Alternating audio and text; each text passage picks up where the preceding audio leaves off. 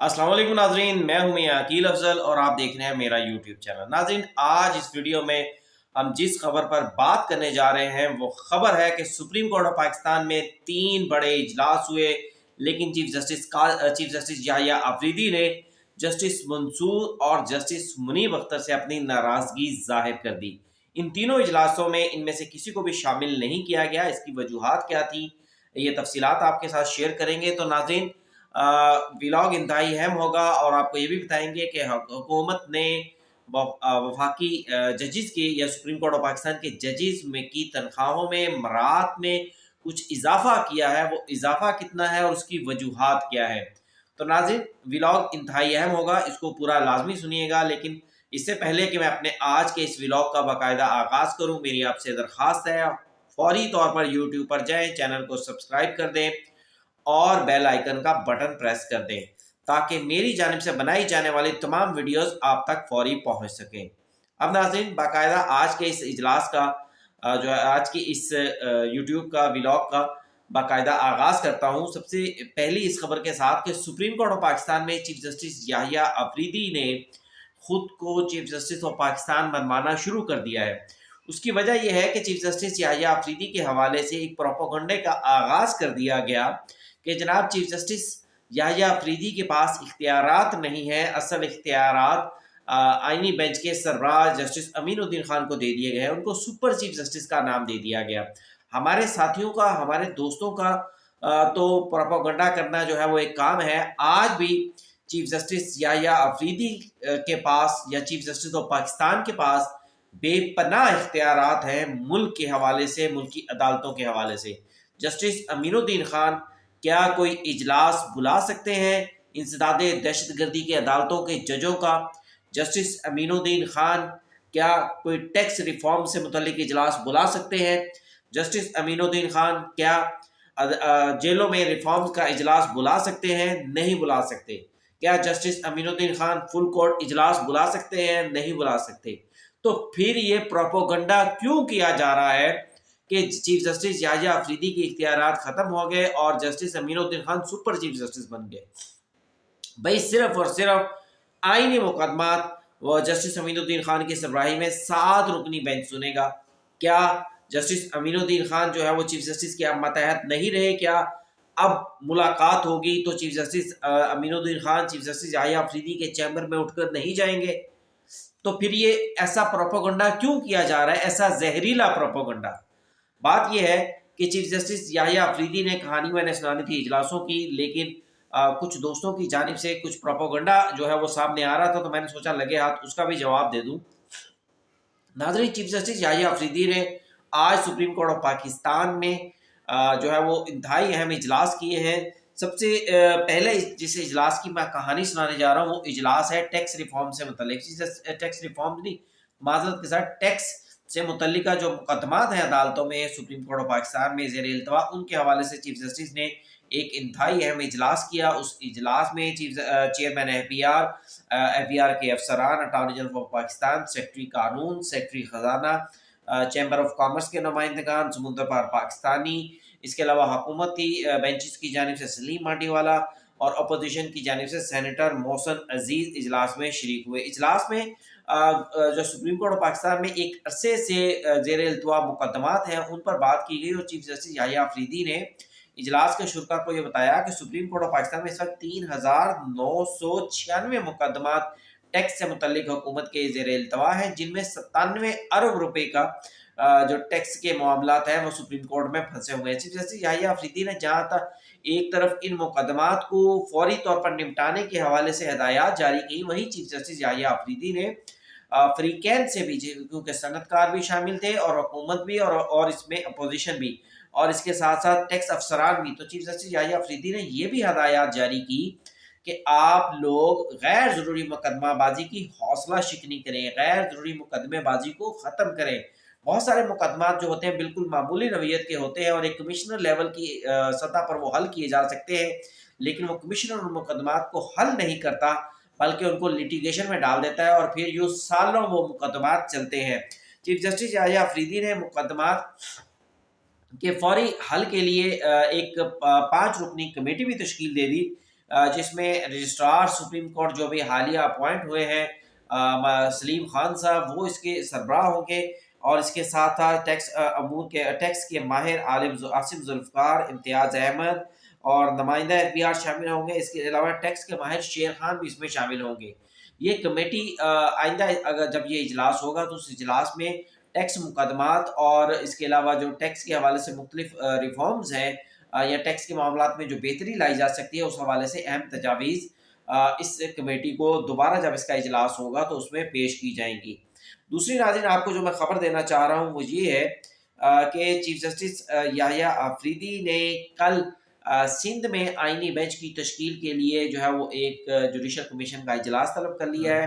یہ judicial commission کا اجلاس بھی کل سپریم کورٹ آف پاکستان میں 2 بجے ہوگا۔ کل سپریم کورٹ آف پاکستان میں ایک سپریم جوڈیشل کونسل کی بھی میٹنگ جو ہے اس کا بھی جو ہے وہ انعقاد ہوگا، وہ تقریباً دن 1 بجے ہوگی۔ کل بھی سپریم کورٹ آف پاکستان میں 3 انتہائی اہم ہے اور آج بھی انتہائی اہم دن تھا۔ دوسرا جو انتہائی اہم اجلاس آج سپریم کورٹ آف پاکستان میں ہوا وہ ہے انسداد دہشت گردی کی عدالتوں سے متعلق۔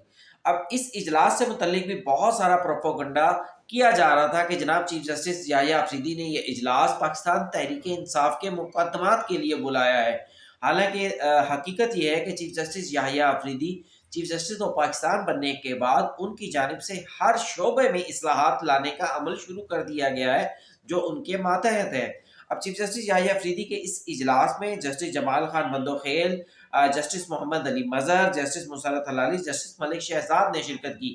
ان ججز نے شرکت کیوں کی؟ کیونکہ جسٹس جمال خان بندوخیل بلوچستان کے مانیٹرنگ جج ہیں، جسٹس محمد علی مظہر سندھ کے، جسٹس مسرت حلالی KPK کی، اور جسٹس ملک شہزاد احمد گیبا پنجاب کے مانیٹرنگ جج ہیں۔ اب یہاں پر بھی میں تھوڑا سا توقف کرتا ہوں، اور جسٹس ملک شہزاد احمد گیبا کے حوالے سے گزشتہ کچھ روز سے یہ پروپیگنڈا کیا جا رہا ہے کہ چیف جسٹس نے ملک شہزاد گیبا کو انسداد دہشت گردی عدالتوں کا مانیٹرنگ جج بنا کر یہ پیغام دیا ہے کہ پاکستان تحریک انصاف کے مقدمات ختم کیا جائے۔ بھئی آپ اس پیغام سے چاہتے کیا ہے؟ کیا آپ یہ چاہتے ہیں کہ جناب جو ملک شہزاد صاحب ہیں، جس طرح پہلے آپ نے جسٹس منصور علی شاہ صاحب کا پٹھا بٹھایا ہے، اس کے بعد آپ چاہ رہے ہیں کہ ملک شہزاد صاحب کا بھی بٹھا بیٹھ جائے اور جسٹس ملک شہزاد جو ہے وہ پاکستان تحریک انصاف کے ساتھ نتھی کر دیے جائے؟ اور اچھا بہرحال پروپیگنڈا یہ کیا جا رہا ہے کہ ملک شہزاد صاحب جو ہے وہ پاکستان تحریک انصاف کے مقدمات پر اثر انداز ہوں گے۔ پاکستان تحریک انصاف 9 مئی کے تمام مقدمات انسداد دہشت گردی کی عدالتوں میں زیر التوا ہیں اور ملک شہزاد صاحب وہاں پر اپنا اثر و رسوخ استعمال کریں گے۔ حالانکہ یہ سپریم کورٹ آف پاکستان میں ایک عرصے سے یہ پریکٹس جاری ہے کہ جناب ہر صوبے کے لیے سپریم کورٹ آف پاکستان کا ایک مانیٹرنگ جج ہوتا ہے۔ تو اس میں کوئی اچنبے کی بات کیوں ہے؟ کیوں ہر بات کو آپ سیاست کے ساتھ، پالیٹکس کے ساتھ جوڑ دیتے ہیں اور کوشش کرتے ہیں کہ جس شخص کا نام بھی، جو شخص بھی تھوڑا سا کام کرنے لگے اس کو پاکستان تحریک انصاف کے ساتھ جوڑ دیا جائے۔ اب یہ جو 2 اجلاس جن کی میں بات کر رہا ہوں یہ انتہائی اہم اجلاس تھے، لیکن اس میں ایک حیرانگی کی بات یہ تھی کہ جسٹس منیب اور جسٹس منصور علی شاہ کو ان اجلاسوں میں جو تھا وہ شرکت کی دعوت نہیں دی گئی۔ ناظرین یہ بڑی انتہائی حیرانگی کی بات ہے۔